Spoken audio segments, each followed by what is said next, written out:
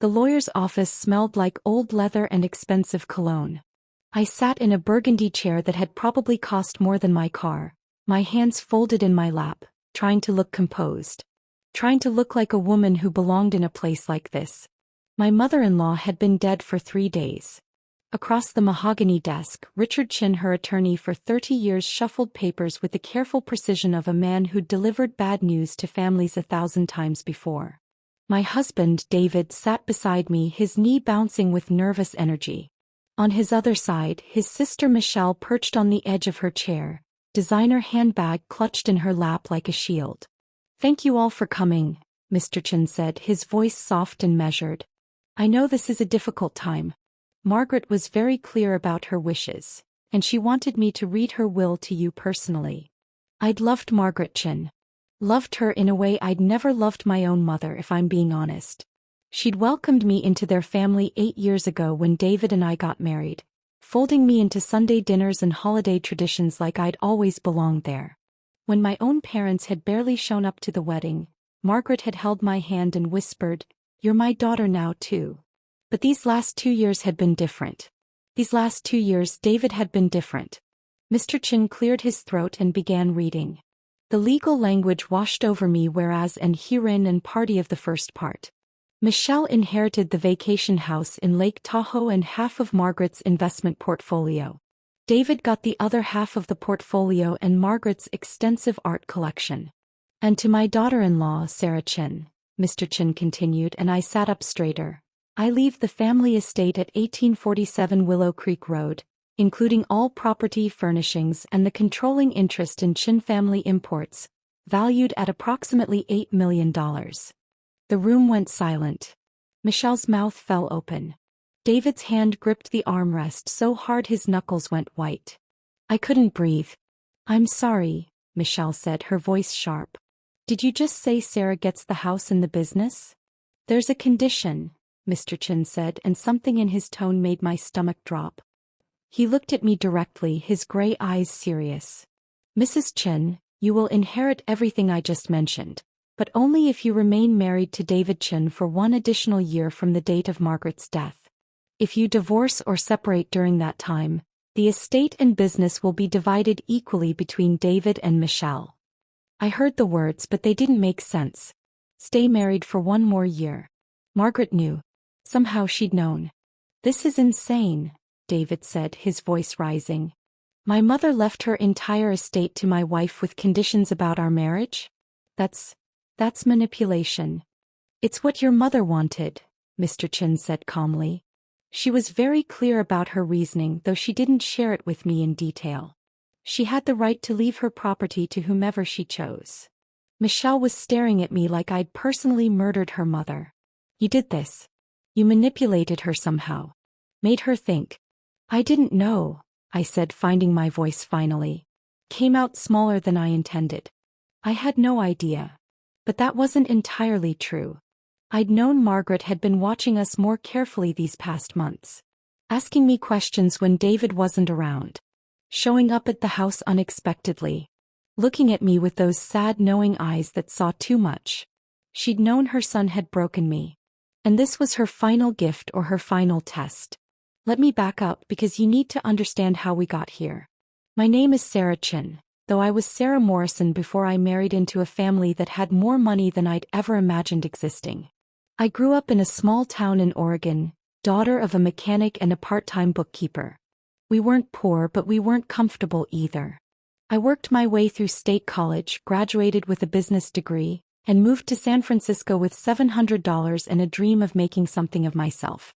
I met David at a coffee shop near my office. He was charming, funny, ambitious. A finance analyst at a major firm with expensive taste and easy confidence. He asked me out 3 times before I finally said yes, convinced a man like him couldn't really be interested in a girl like me. But he was. Or at least he seemed to be. We dated for 2 years before he proposed on a beach in Monterey, the sunset painting everything gold and pink. His mother cried when we told her. His father, who died 5 years ago, had shaken my hand and said, "Welcome to the family, Sarah." The first few years of marriage were good. We lived in a modest apartment by our standards. Their standards. And I worked as a marketing manager while David climbed the corporate ladder. We talked about having kids someday.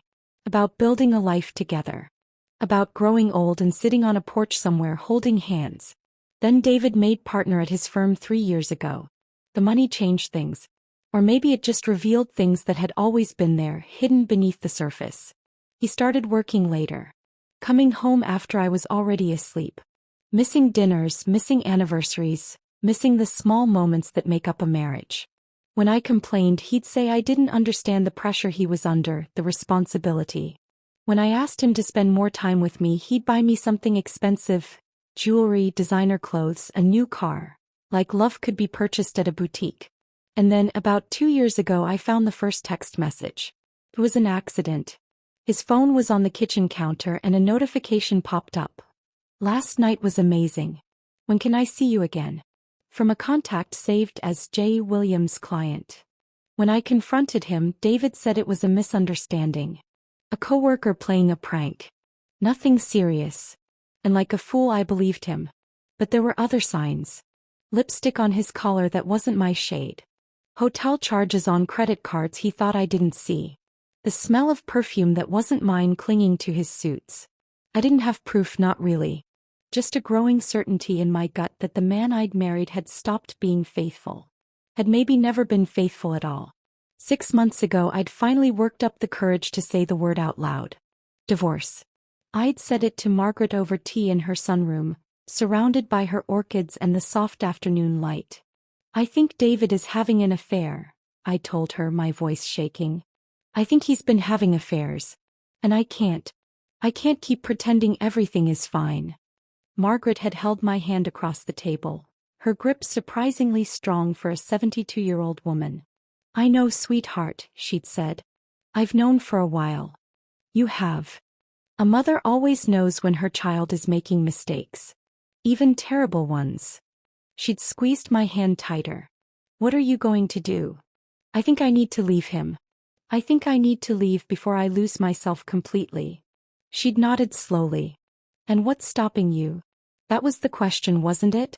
What was stopping me? Money. That's what was stopping me. The honest, humiliating truth. I'd left my job 2 years ago when David made partner. He'd insisted, actually. Said we didn't need 2 incomes anymore, that I should focus on taking care of the home and enjoying life. At the time, it had felt like freedom, like luxury. Now it felt like a cage.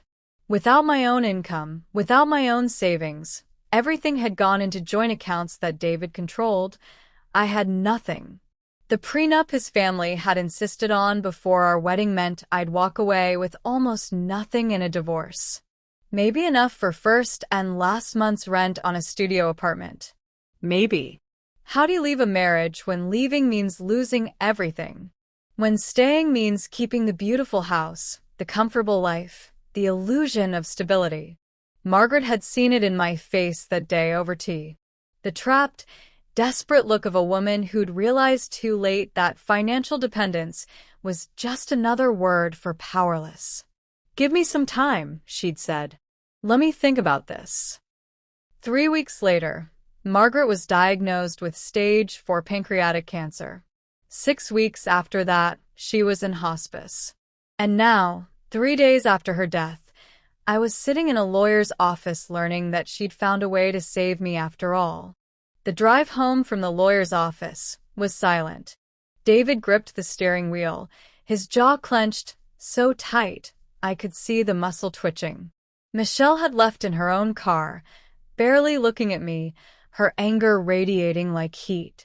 We pulled into the driveway of our house, a beautiful Craftsman in Pacific Heights that David's annual bonus had bought 2 years ago. I'd decorated it myself, choosing every paint color, every piece of furniture, trying to make it feel like home. But it had never quite felt like mine. David turned off the engine but didn't move to get out. We sat there in the garage, the automatic door closing behind us, sealing us in. Did you know? He asked finally. No. Don't lie to me, Sarah. I turned to look at him. My husband of 8 years. The man I'd once loved enough to promise forever to. His handsome face was twisted with anger, with suspicion, with something that looked almost like fear. "I didn't know," I said again, keeping my voice steady. "Your mother never told me about the will. But you talked to her. About us. About our marriage." It wasn't a question. She was dying, David. Of course I talked to her. "What did you say? What did you tell her to make her do this?" The accusation stung, even though I'd expected it. I told her the truth. That I thought you were cheating on me. That I was unhappy. That I didn't know what to do. David's laugh was bitter. "So, she punished me. Left everything to you, and made it contingent on you staying married to me for another year. What is that, Sarah? A test? A game?" "I think," I said carefully, "it was her way of giving me a choice." "A choice? Stay married to you for one more year and get the financial security to never depend on anyone again. Or leave now and have nothing." I looked down at my hands. She knew I felt trapped. She was giving me an exit strategy. "By forcing you to stay married to me? By giving me the resources to leave safely when the year is up." I met his eyes. "She was protecting me from you." The words hung in the air between us, sharp and undeniable. David's face went red, then white. "From me? I'm your husband. I've given you everything." "You've given me things," I interrupted. "There's a difference." He stared at me, and for a moment I saw something flicker across his face. Not quite guilt, not quite shame, but maybe the beginning of understanding. "So what now?" he asked. "You stay married to me for a year, play the dutiful wife, and then take everything my mother built and leave?" "I don't know," I said honestly. "I haven't decided yet." "You haven't decided?" His voice rose. "Sarah, we're talking about $8 million and my mother's business. The business my grandfather started. You can't just—" "I can," I said quietly. "That's exactly what your mother made sure I could do. The question is, will I?" I got out of the car and walked into the house, leaving him sitting there in the darkness. That night, I lay in our king-sized bed. David had chosen to sleep in the guest room, and stared at the ceiling, my mind racing. 1 year, 12 months, 52 weeks, 365 days. Could I do it? Could I stay in this marriage, in this house, with a man I no longer trusted, for an entire year? Pretend everything was fine? Smile at his coworkers at company events? Sleep in the same house as someone who'd betrayed me? But $8 million. Financial independence. The family business that Margaret had spent decades building. A future where I'd never have to depend on anyone, never have to stay in a bad situation because I couldn't afford to leave. Margaret had been brilliant. She'd known David well enough to know that telling him outright that his wife was leaving would have resulted in him fighting dirty, using his family's lawyers, dragging me through court until I had nothing. But this way, David had to behave. Had to keep me happy, or at least keep me from leaving early. Because if I left before the year was up, the estate would go to him and Michelle. But if I stayed, if I endured, it would all be mine. It was insurance. It was protection. It was Margaret's final act of love for a daughter-in-law she'd seen suffering and hadn't known how else to save. My phone buzzed on the nightstand. A text from Michelle. "We need to talk. Coffee tomorrow. 10 a.m. Don't be late." I deleted the message and rolled over, pulling Margaret's pearls out of the jewelry box on my nightstand. She'd given them to me on my wedding day, pressing them into my hands with tears in her eyes. "These were my mother's," she'd said. "And now they're yours. Your family, Sarah. No matter what happens, your family." Had she known even then? Had she seen something in her son that I was too in love to notice? I fell asleep holding the pearls, dreaming of a year from now. dreaming of freedom. The coffee shop where Michelle wanted to meet was in the financial district, the kind of place where lattes cost $8 and everyone was dressed like they had somewhere important to be. I arrived exactly on time to find Michelle already there, 2 cups on the table. She'd ordered for me. Oat milk latte, no sugar. She'd remembered.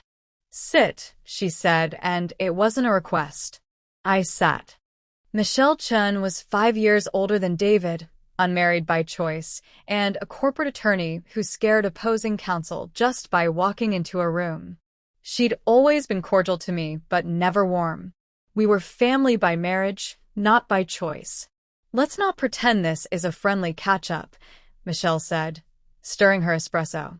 "My mother left you everything. I want to know why." "I don't know why," I said. "She didn't tell me." "Don't play dumb, Sarah. It doesn't suit you." Michelle leaned forward. "My mother was brilliant. She didn't make impulsive decisions. If she wrote her will this way, she had a reason. And I think that reason has something to do with my brother." I said nothing, just sipped my latte and waited. "He's cheating on you," Michelle said bluntly. "Has been for at least 2 years. Probably longer." The words shouldn't have shocked me, but hearing them said so matter-of-factly by his own sister made something crack inside my chest. "You know?" My voice came out barely above a whisper. "Of course I know. I'm his sister. I see him at family events with lipstick on his collar. I hear him take calls and step outside. I'm not blind." She paused. "And neither was our mother." Michelle sat back in her chair, studying me with those sharp, analytical eyes that had won her countless cases. "My mother knew David was destroying his marriage. She also knew you had no way out financially. So she built you one." "Why are you telling me this?" I asked. "I thought you'd be angry. You barely got anything compared to what she left me." "I got plenty," Michelle said with a shrug. "The Tahoe house alone is worth $3 million, and the portfolio she left me will keep me comfortable for life. I don't need my mother's business or her house." She paused, her expression softening just slightly. "But I do need to know what you're going to do with it." "I told you I don't know yet. Then let me help you decide." Michelle pulled out her phone and slid it across the table. On the screen was a photo of David at a restaurant, his arm around a blonde woman in her late 20s. They were laughing, his hand on her thigh, her lips against his cheek. My stomach turned over. "Her name is Jessica Martinez," Michelle said. "She's a junior analyst at his firm. 26 years old. This photo was taken 6 days ago while my mother was dying in hospice." She swiped to another photo. "This is Amanda Pierce, a client he worked with last year. And this is Sophia Tran, his assistant before Jessica." Photo after photo. Different women, different restaurants, different hotel lobbies. But always David. Always smiling. Always touching someone who wasn't his wife. "How long have you had these?" I asked, my voice shaking. "I started collecting them about a year ago. I thought about showing them to you before, but I wasn't sure you'd believe me. And honestly, I wasn't sure you had the strength to leave."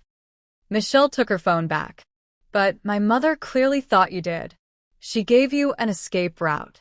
The question is, are you brave enough to take it?" I stared at the coffee cup in my hands, watching the foam dissolve into the liquid. "If I stay the full year, I get everything. If I leave now, I get nothing." "Exactly. So you stay." "You endure 12 months of hell.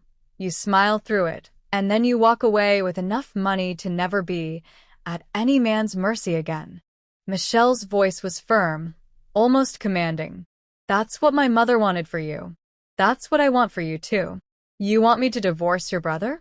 I want you to do whatever makes you happy. But if that means leaving him..." She shrugged. "Then yes. David needs to learn that actions have consequences. And maybe losing everything he thought was his birthright will teach him something." I looked up at her, seeing Michelle Chen clearly for the first time. Not just as David's intimidating older sister, but as a woman who'd watched her younger brother become someone she didn't respect. Someone who'd loved her mother enough to honor her final wishes, even if it meant supporting her brother's wife over her own blood. "Why are you helping me?" I asked. "Because my mother asked me to," Michelle said simply. 3 weeks before she died, she called me to her hospital room and told me what she'd done with the will. She said you were going to need someone on your side, someone who knew how David could be. She asked me to watch out for you. Tears burned behind my eyes. I miss her. So do I. For the first time, Michelle's voice cracked slightly. But she's gone. And all we can do is honor what she wanted. She wanted you to be free, Sarah. So be free. The first month was the hardest. David and I existed in the same house like ghosts haunting separate rooms. He slept in the guest bedroom. I slept in ours. We passed each other in the kitchen in the mornings, made polite small talk about the weather or the news, and went about our separate lives. He was careful now. So careful. No late nights at the office. No mysterious texts. He came home by 6 every evening and asked what I wanted for dinner. He suggested we watch movies together, go for walks, visit the farmer's market on Sundays. It would have been touching if I didn't know it was all performance. David Chun, playing the role of devoted husband, knowing that if he slipped up, if I left before the year was done, he'd lose his mother's estate. We were 2 actors in a play about a marriage, and the audience was a calendar counting down to freedom.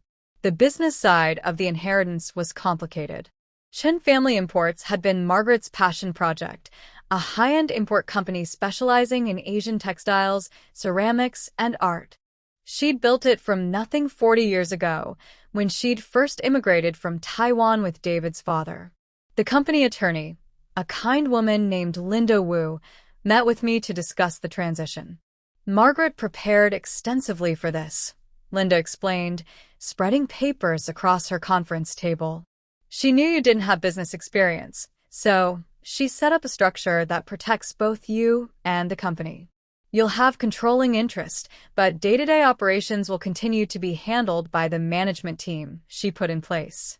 Your role is essentially as owner and board chair, final decision-making authority, but not operational responsibility. What if I make the wrong decisions? I asked, feeling overwhelmed. Then you'll learn. That's what Margaret said you'd need to do. Linda smiled gently. She had tremendous faith in you, Sarah. She told me you were smarter than you gave yourself credit for, and that once you weren't living under David's shadow, you'd flourish. Had Margaret really said that? Had she seen something in me I'd forgotten was there? I started spending my days at the company offices, learning the business, meeting with the team, understanding the operations. The warehouse manager, James Kim, was patient with my questions. The sales director, Patricia Yoon, walked me through client relationships and market trends. The design team showed me how they selected pieces, built collections, forecast trends. And slowly, surprisingly, I began to understand it. More than understand, I began to love it. Margaret had built something beautiful, something that connected cultures, celebrated artistry, supported craftspeople across Asia. It wasn't just a business. It was a legacy of respect and appreciation for the work of human hands. I started having ideas, suggestions for new product lines, thoughts about expanding into online markets, questions about sustainability practices and fair trade certifications. "You're a natural," Patricia told me after a meeting where I'd proposed a new marketing strategy. Margaret knew what she was doing when she left this to you. At home, David watched my transformation with something that looked like resentment. I was coming alive again, finding purpose, remembering who I'd been before I'd made myself small enough to fit into his life. And he could see it slipping away, the quiet, dependent wife who'd asked for nothing but his time and attention. "You're spending a lot of time at the office," he commented one evening as I came home at 7, energized from a productive day. "It's my company now," I said. "I need to learn it." "My mother's company," he corrected. "Not yours." "Not yet." The words were meant to sting, to remind me that I still had 11 months to go, that anything could happen, that I was still his wife, still bound to him. But they didn't sting the way he wanted them to. Because I knew something David didn't quite understand yet. I wasn't the same woman who'd sat in that lawyer's office 3 months ago, stunned and uncertain. I was becoming someone new, someone stronger. 5 months into the year, David brought her home.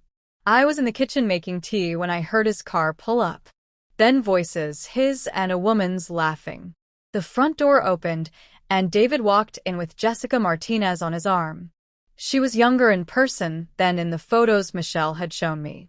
Pretty in that effortless way of women who'd never had to work hard for male attention. She wore a pencil skirt and silk blouse, looking every bit the professional, but her hand was on David's arm in a way that spoke of intimacy. "Sarah," David said, and I could hear the challenge in his voice. "This is Jessica. She's helping me with a project, and I thought we'd work from home today. I hope that's okay." I looked at him, really looked at him. My husband was bringing his mistress into our home, into the house we'd shared for 6 years, testing me, seeing if I'd break, seeing if I'd cause a scene that would give him grounds to claim I'd abandoned the marriage. "Of course," I said calmly, pouring my tea. "I'll be in the study if you need anything." "Nice to meet you, Jessica." Jessica looked confused by my composure. She'd probably expected tears, accusations, drama. Instead, I smiled politely and walked away, leaving them standing in the foyer. I heard them go upstairs to David's office. Heard their voices through the walls, sometimes laughing, sometimes quiet. Heard the sound of the door closing, the lock clicking. And I felt nothing. That's when I knew I'd already left him. Maybe not physically, maybe not legally, but emotionally I'd been gone for months. Whatever we'd had was dead, and I was just waiting for the calendar to catch up with reality. I texted Michelle. He brought her to the house. Her response was immediate. "Document everything. Photos, dates, times. Just in case. Just in case David tried to claim I'd violated the terms of the will somehow. Just in case he tried to fight me when the year was up." Michelle was thinking like the lawyer she was, building a case for a battle I hoped wouldn't come, but knew probably would. At month 6, David's mask started slipping. "I need money," he announced one evening over dinner. One of the few meals we still shared, for appearance's sake. "You have money," I said, pushing pasta around my plate. "Your mother left you millions. Most of it's tied up in investments I can't touch without penalties. And my expenses are high." He leaned back in his chair, studying me. "I need a loan. From the business." "No, Sarah." "The answer is no, David. Chin Imports isn't your personal bank account." His jaw clenched. "It's my mother's business. My family's business. It's my business now. And Linda already explained that the management team has oversight of any major financial decisions. I can't just write you a check for whatever amount you think you need." I met his eyes steadily. "What do you need money for, anyway? Your salary is more than adequate." The question hung between us. We both knew what he needed money for. The hotels, the restaurants, the jewelry he bought for women who weren't his wife, the lifestyle of a man having multiple affairs. "That's none of your concern," he said finally. "Then my answer remains no." He stood up so fast his chair scraped against the hardwood floor. "You know what I think. I think you're enjoying this. Playing power games with my family's assets. My mother was a fool to leave you anything." "Your mother was brilliant," I said quietly. "She knew exactly what she was doing." David left the house that night and didn't come home until morning. I slept soundly, dreaming of the 6 months that remained. At month 7, I made a decision that changed everything. Patricia had been pushing me to attend an industry trade show in New York, a major event where importers, designers, and buyers from across the country gathered. Margaret had gone every year for decades. "You should go," Patricia urged. Not as Margaret's daughter-in-law, but as the new owner of Chin Imports. "People need to see you, meet you, understand that the company is in good hands." David was against it immediately. "A week in New York? During our marriage? That looks bad, Sarah. For who? I asked. I'm going for business. Your mother would have gone. My mother wasn't trying to prove anything. Neither am I. I'm running a company. Our agreement, I interrupted, says I have to stay married to you for a year. It says nothing about where I have to physically be. I'm going to New York, David. You can come with me if you want. He didn't come, of course. The idea of spending a week watching me succeed at something that should have been his inheritance was too much for his ego. New York was revelation. I walked the trade show floor, met with vendors Margaret had worked with for years, shook hands with competitors and collaborators. And everywhere I went, people who'd known Margaret told me stories about her sharp business sense, her kindness, her integrity, her eye for beauty. She talked about you. A ceramic supplier from Japan told me over dinner.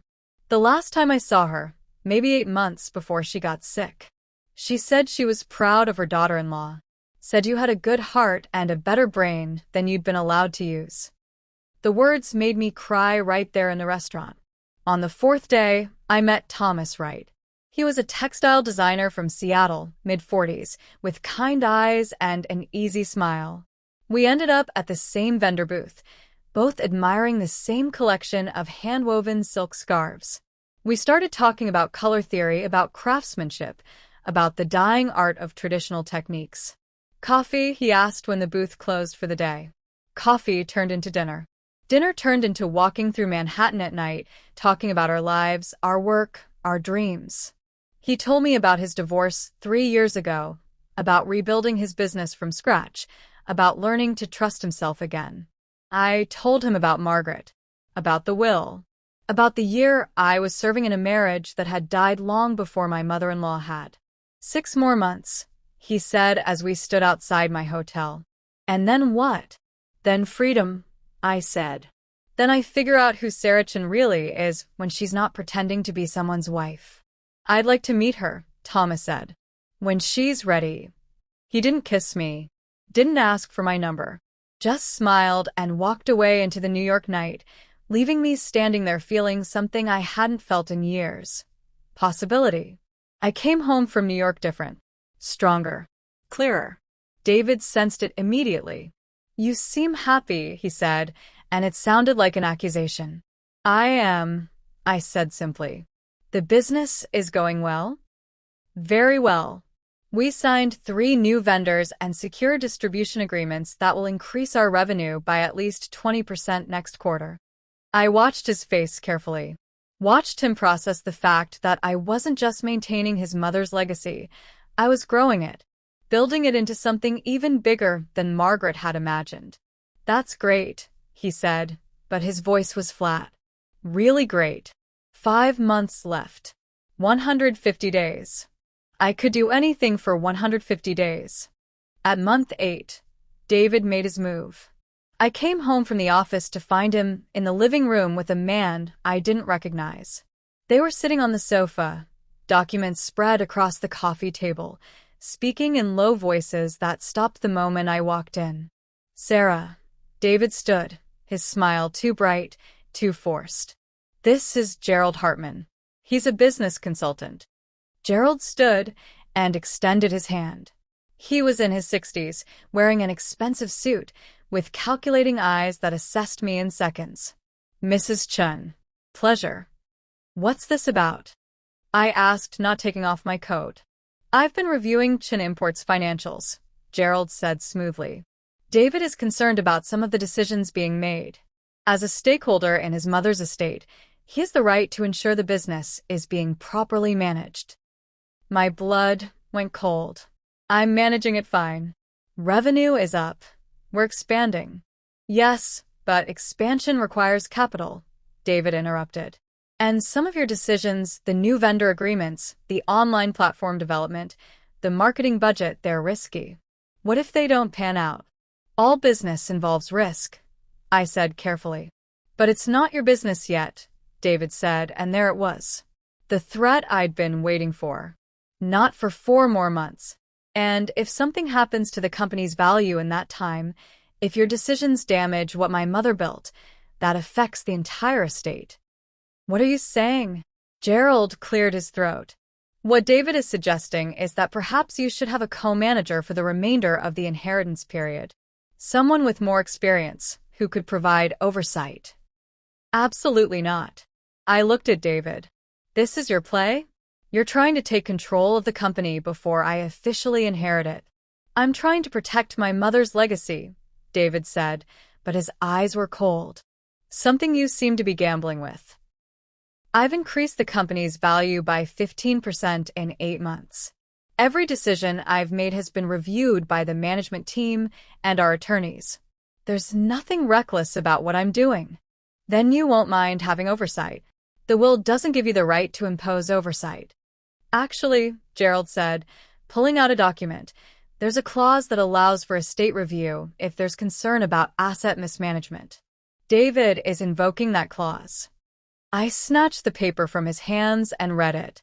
My hands were shaking. There was indeed a clause, buried in the legal language, that allowed for a review if there was reasonable concern about asset management.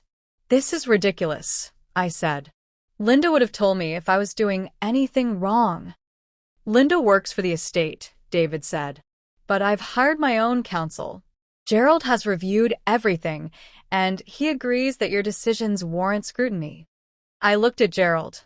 This man, David, had clearly paid to support whatever narrative he was building.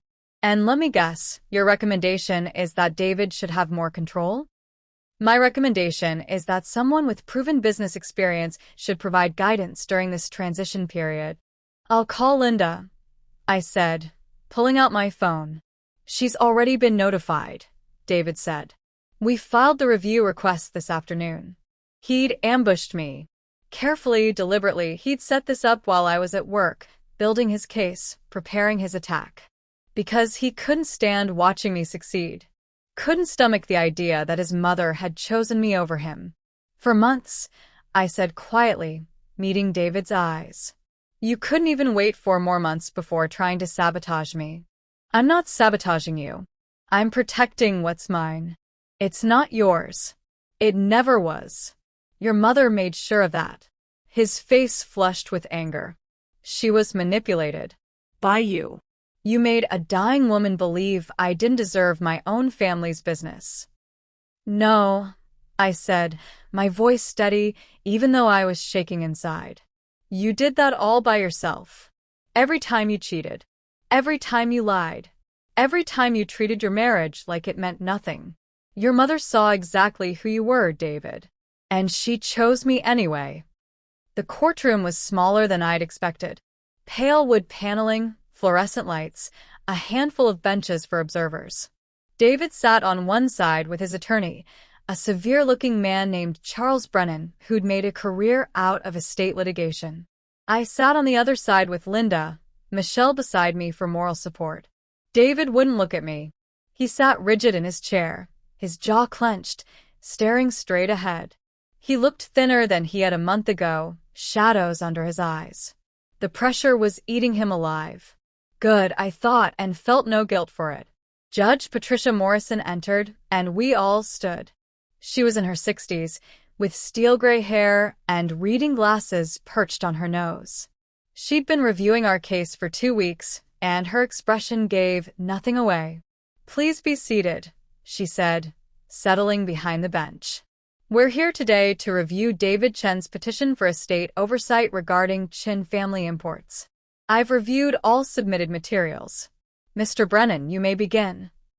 David's attorney stood, his voice smooth and confident. Your Honor, my client seeks only to protect his late mother's legacy. Mrs. Sarah Chen, while well-intentioned, lacks the business experience to manage an $8 million company. In the 8 months since taking operational control, she has made significant expenditures on untested initiatives, a new online platform, expanded vendor agreements, increased marketing budgets. While these have shown some short-term gains, the long-term risks are considerable. My client simply wants proper oversight to ensure his mother's life's work isn't gambled away by an inexperienced manager. He made it sound so reasonable, so protective. Like David was a concerned son rather than a desperate man trying to raid his mother's company to pay off criminal debts. Linda stood when it was her turn, and her voice was ice. Your Honor, I've been Margaret Chen's attorney for 15 years.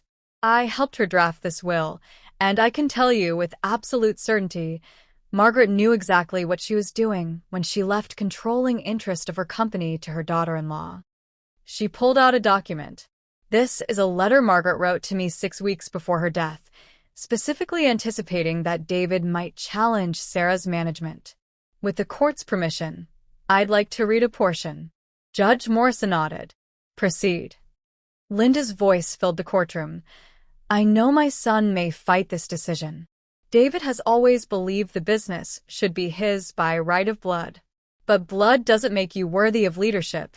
Character does. Sarah has the integrity, the work ethic, and the heart to carry my legacy forward. David has proven time and again that he values personal gain over responsibility. I trust Sarah with my life's work because she will honor it, not exploit it. The words hung in the air. I felt tears prick my eyes.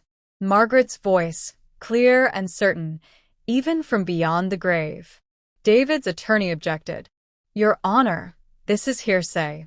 It's a written statement from the deceased, prepared specifically for legal purposes, Linda countered. It speaks directly to her intent. Judge Morrison considered. I'll allow it. Continue, Ms. Wu. Linda presented everything.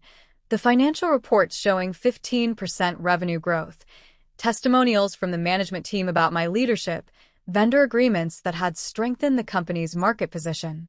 She painted a picture of a woman who'd taken an unfamiliar business and not just maintained it, but elevated it. Then she dropped the bomb. Your Honor, there's another matter the court should be aware of. We have evidence that David Chen's motives for seeking oversight are not about protecting the business, but about gaining access to company funds for personal use. She handed a folder to the bailiff. These documents show that Mr. Chen is currently indebted to private lenders for $1.8 million, money he borrowed for a failed real estate investment. These lenders are not traditional banks. They have a history of predatory practices and alleged connections to organized crime. David's face went white. His attorney stood quickly. Your Honor, my client's personal finances are not relevant to. They're extremely relevant, Linda interrupted, when those debts provide motive for why he's really trying to access company assets. Mr. Chen doesn't want oversight. He wants control. And if he gets it, Chen Imports will be stripped of funds to pay his personal debts, destroying everything his mother built. Judge Morrison held up a hand for silence and began reading through the documents. The courtroom was so quiet I could hear the clock ticking on the wall. David sat motionless, staring at the table in front of him. After what felt like an eternity, the judge looked up. Mr. Brennan, does your client dispute these financial records? David's attorney leaned over, whispered urgently with David. Then, Your Honor, we request a recess to review. Does your client dispute these records? Judge Morrison repeated, her tone sharper. A long pause. Then David stood, his voice barely audible. No, Your Honor. I don't dispute them. The admission rippled through the courtroom. Michelle squeezed my hand under the table. Judge Morrison removed her glasses and looked directly at David. Mr. Chen, I've presided over hundreds of estate cases. I've seen family members fight over money, property, businesses. But what I see here isn't a son trying to protect his mother's legacy. What I see is a man trying to exploit it to solve his own problems. She picked up the letter Linda had read. Your mother clearly understood your character well enough to protect her assets from you. This court will not undo her wisdom. She looked at me. Mrs. Chen, based on the evidence presented, you have not only competently managed Chen Imports, you have improved it. Your decisions have been sound, your growth strategies effective, and your management praised by those who work with you. Mr. Chen's petition is denied. The gavel came down, and I felt something release in my chest. Something I'd been holding tight for 8 months, maybe longer. David stood abruptly and walked out of the courtroom without looking at anyone. His attorney gathered his papers quickly and followed. Michelle pulled me into a fierce hug. "You did it," she whispered. "You won." But as I watched David disappear through the courtroom doors, shoulders hunched, defeated, I felt no triumph. Just sadness for what could have been, if he'd been a different kind of man. After the hearing, Linda, Michelle, and I went to a quiet restaurant to decompress. 8 weeks left, Michelle said, raising her wine glass. "Then it's officially yours." "If David doesn't try something else," I said. "He won't," Linda assured me.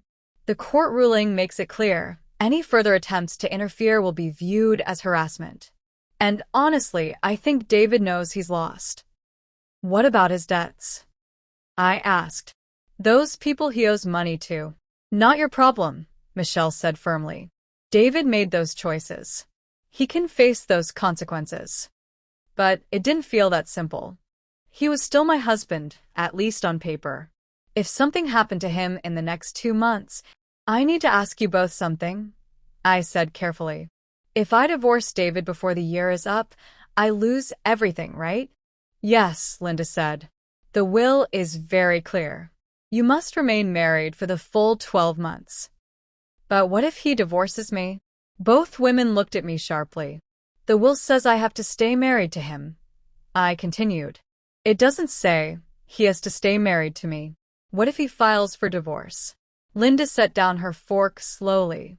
That's a good question. The language says you must remain married to David. If he initiates divorce proceedings, the marriage would still end before the year was up," Michelle finished. "The condition wouldn't be met." The realization hung over the table like a dark cloud. "Could he do that?" I asked. "Just file for divorce in the next 8 weeks and take everything away from me?" Linda was already pulling out her phone, scrolling through documents. "The will specifies that you inherit if you remain married to David Chen for 12 months following Margaret's death. It doesn't explicitly state who can initiate divorce proceedings."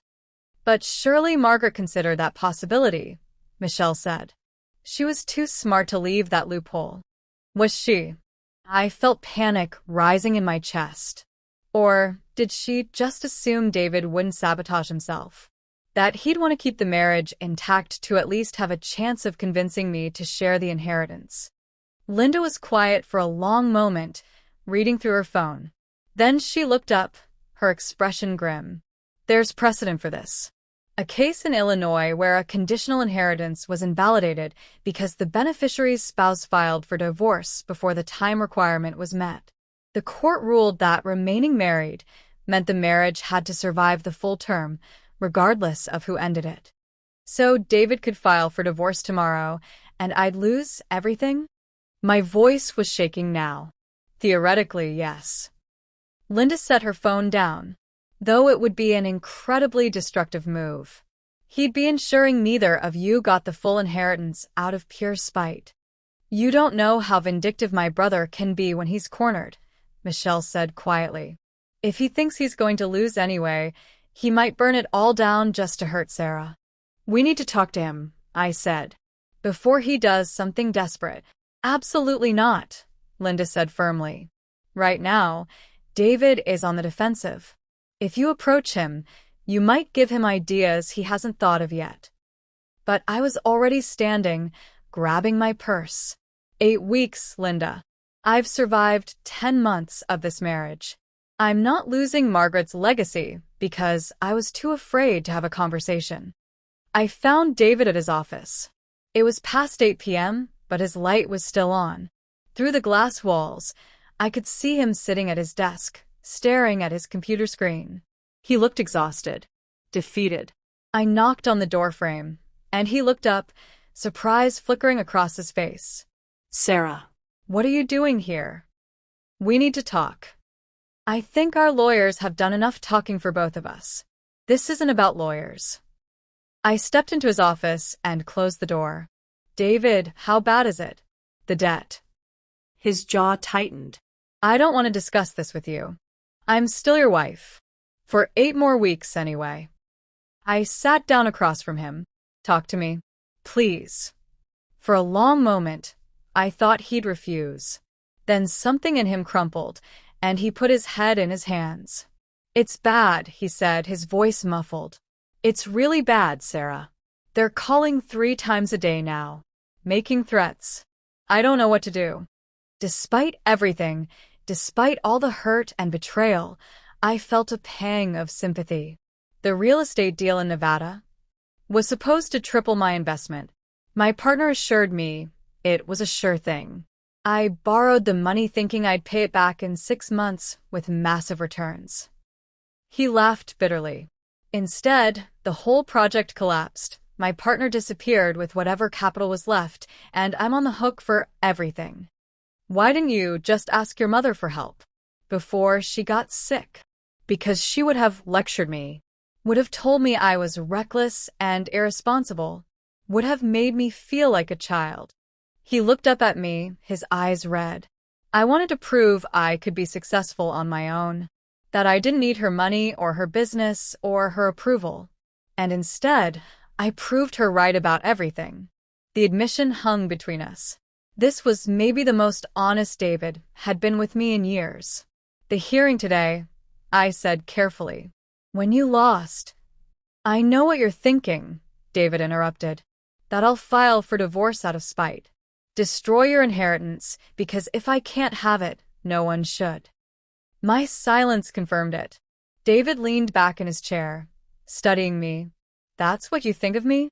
That I'm that cruel? I don't know what to think of you anymore, David. You brought your mistress into our home. You tried to take control of the company to pay off your debts. You've lied to me for years. I kept my voice steady. So yes, I think you're capable of filing for divorce just to hurt me. He was quiet for a long time. Outside his office, the building was silent, empty except for us and the cleaning crew somewhere in the distance. You're right, he said finally. About most of it. I did cheat. Multiple times. I did lie. I did bring Jessica to the house to hurt you, to see if I could make you break, could get you to leave early. He paused. But I won't file for divorce. Why not? Because my mother loved you, and I loved her. His voice cracked. She wanted you to have the business, Sarah. She wanted you to be free of me. And maybe she was right. Maybe you deserve it more than I do. I stared at him, searching for the lie, the manipulation. But all I saw was a broken man who'd finally run out of moves. My mother saw something in you I was too arrogant to appreciate, David continued. You're smart. You're capable. You've grown that company in 8 months more than I probably could have in years. And you did it while dealing with me, with this nightmare of a marriage, with all of it. He looked down at his hands. I won't take that away from you. Whatever else I am, I'm not that petty. What about your debts? I'll figure something out. Sell my car. My watch collection. Cash out whatever investments I can access. He shrugged. I got myself into this. I'll get myself out. Or I won't, and I'll deal with those consequences too. David. 8 more weeks, Sarah. That's all you need to make it. I won't file for divorce. I won't contest the inheritance again.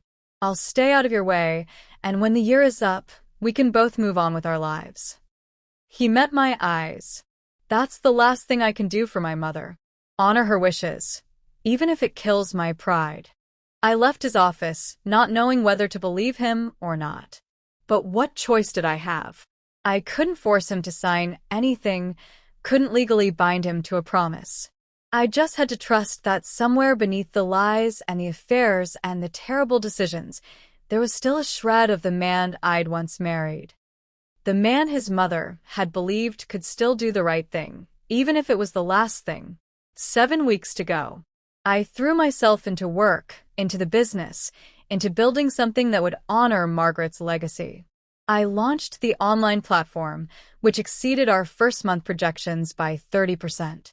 I traveled to Taiwan to meet with Margaret's original suppliers, standing in workshops where she'd once stood, touching fabrics she'd once touched, carrying her story forward.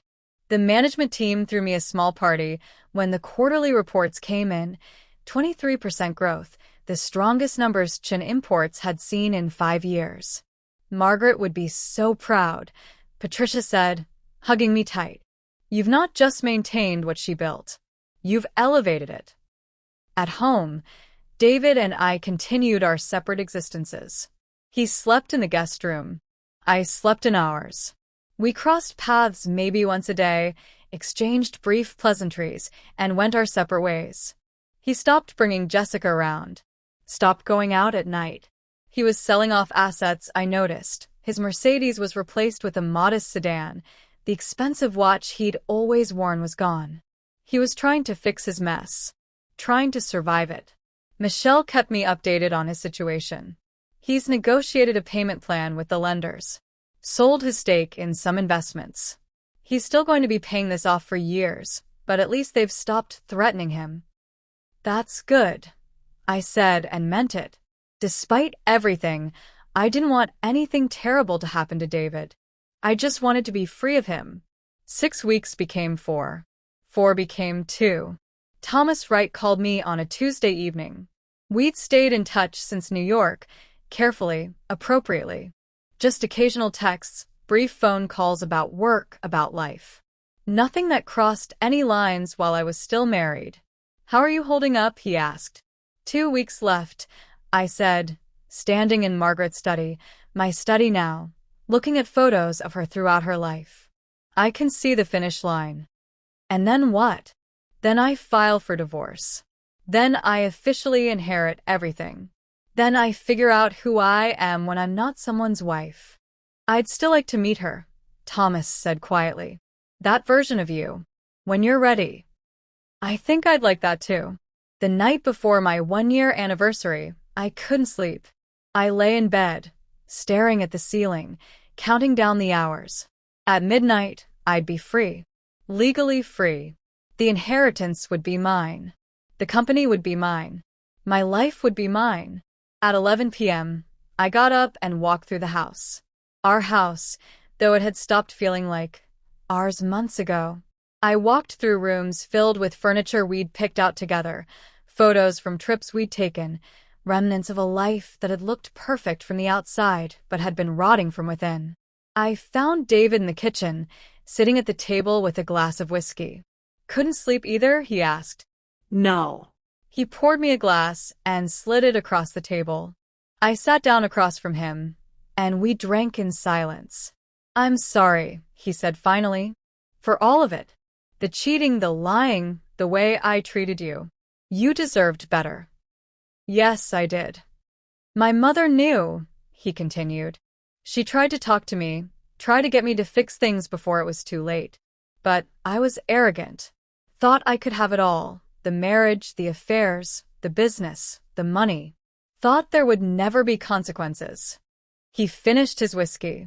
She tried to save me from myself. When that didn't work, she saved you from me instead. At 11:47 p.m., David stood up from the table. 13 minutes left, he said. I'm going to bed. When you wake up tomorrow, I'll be gone. Already packed my things. They're in the guest room.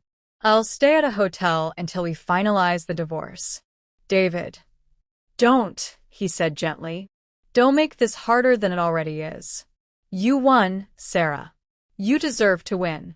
Just take care of my mother's legacy, okay? That's all I ask. He walked to the doorway, then stopped and turned back.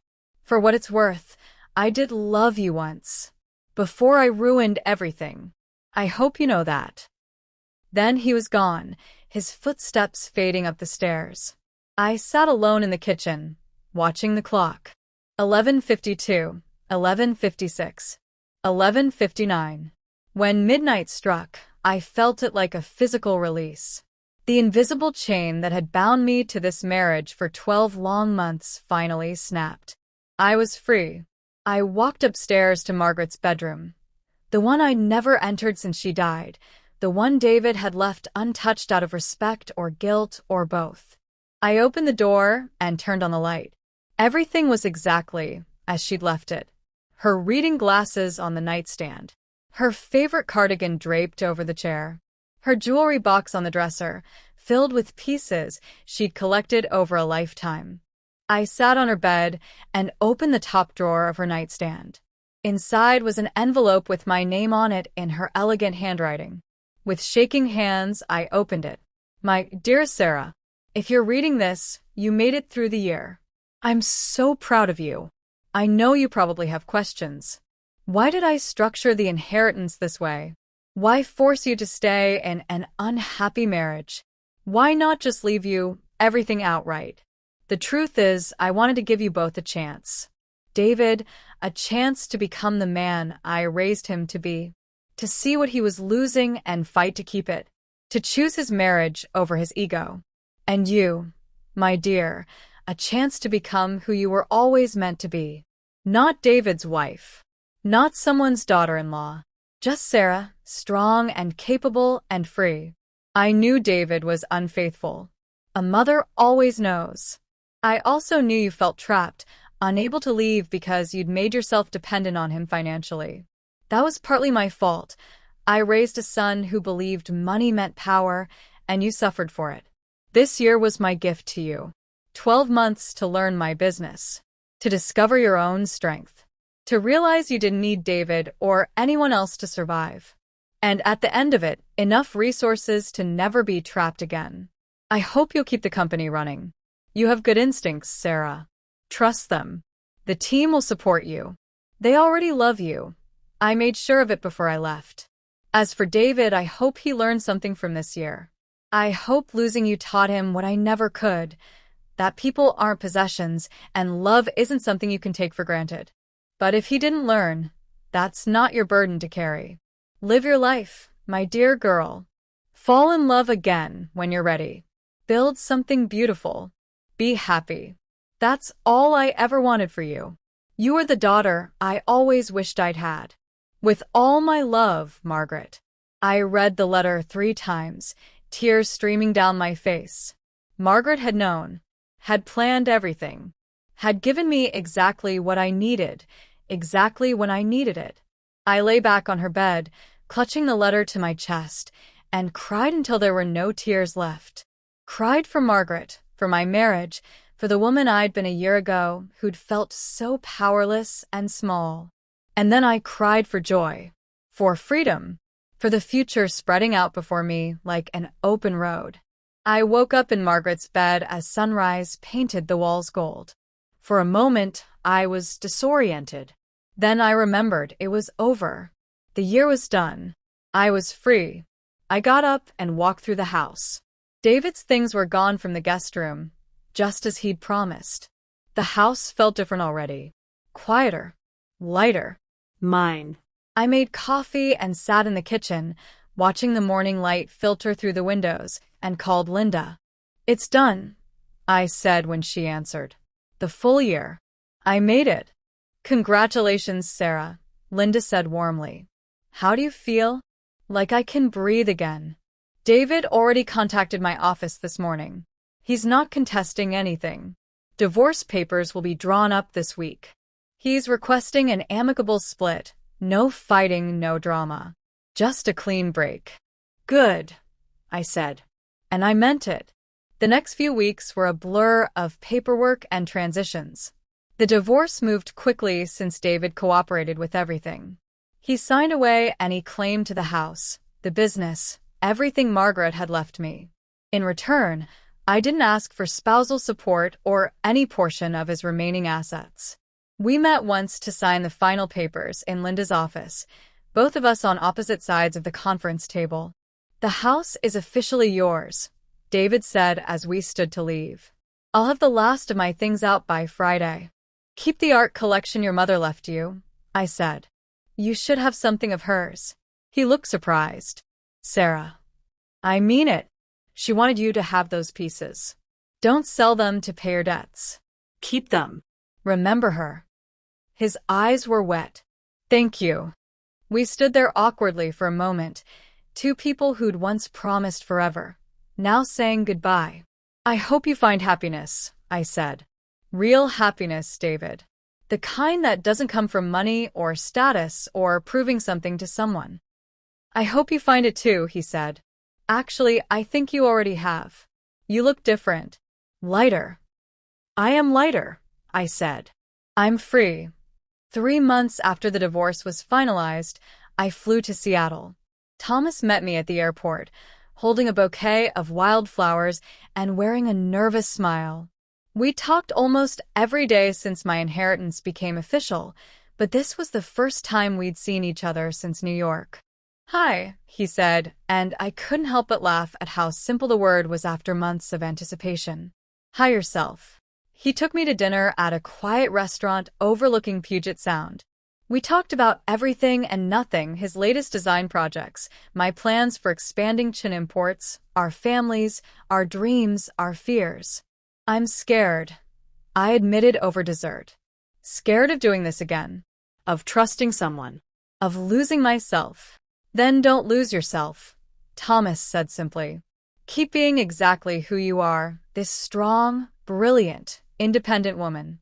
And if I'm lucky, maybe you'll let me be part of your life. Not all of it. Just part of it. What if I'm broken? I asked. What if the marriage broke something in me that can't be fixed? You're not broken, Thomas said, reaching across the table to take my hand. You're healing. There's a difference.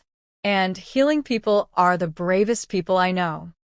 A year and a half after Margaret's death, Chin Imports opened its first retail location in San Francisco. It was Margaret's dream. A beautiful showroom where customers could see the textiles, touch the ceramics, understand the stories behind each piece. I invited everyone who'd helped me along the way. Linda, Patricia, James, the entire management team. Michelle flew in from Chicago, proud and supportive as always. And I invited David. He came alone, dressed simply, looking healthier than I'd seen him in years. He'd paid off his debts, found a new job at a smaller firm, moved into a modest apartment.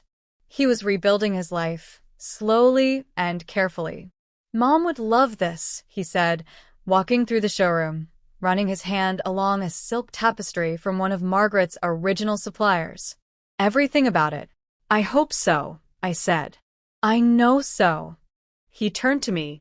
Sarah, I need to tell you something. I'm seeing someone. Her name is Claire. She's a teacher. We met at a grief support group. Actually, she lost her father around the same time I lost Mom. He paused. She knows everything about me. The affairs, the debts, all of it. And she's helping me become better. Be better. I'm glad, I said, and I was. Everyone deserves a second chance to get it right. Even me? Especially you. 2 years after that midnight moment when I became free, I stood in Margaret's garden, my garden now, surrounded by the orchids she'd loved so much. Thomas was visiting for the weekend, helping me plant new varieties, his hands in the soil beside mine. I got an email today, I said, from Northwestern.